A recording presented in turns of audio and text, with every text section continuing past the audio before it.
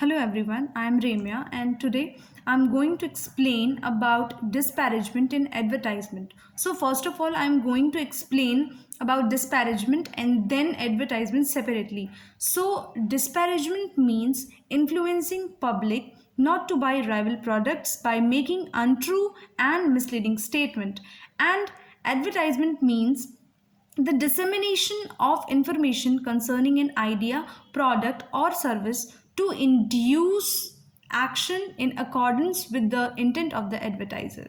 So, there is a type of advertisement which is called comparative advertisement. So, comparative advertisement involves a comparison between two or more products. So, comparative advertisement and product disparagement are sensitive subjects to manufacturers of goods and services, and there is a very thin line between them.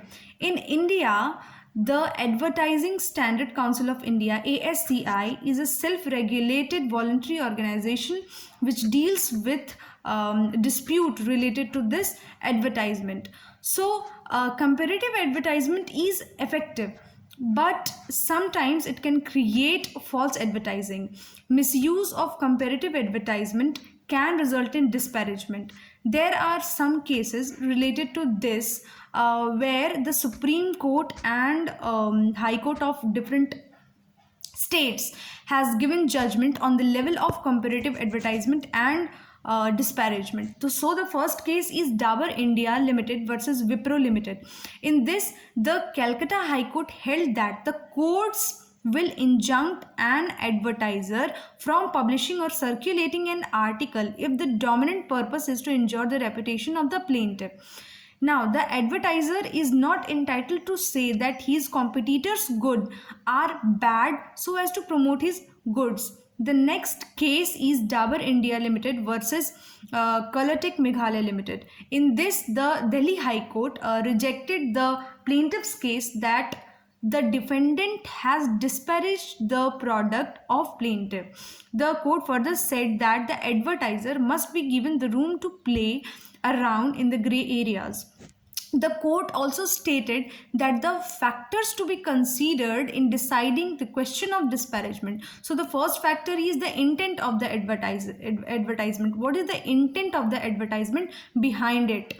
The second factor is the overall effect of it. Does it promote the product or denigrate the rival product? The third factor is the manner of advertisement. The comparison by and large should be truthful, and because truthful disparagement is permissible.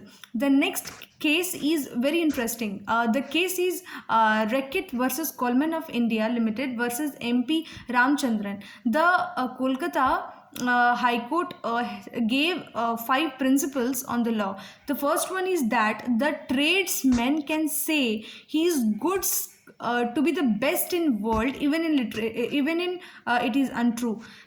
For example, we have seen that a number of advertisement on various products like face creams and all, they say that their cream is best product in the world, which is not true.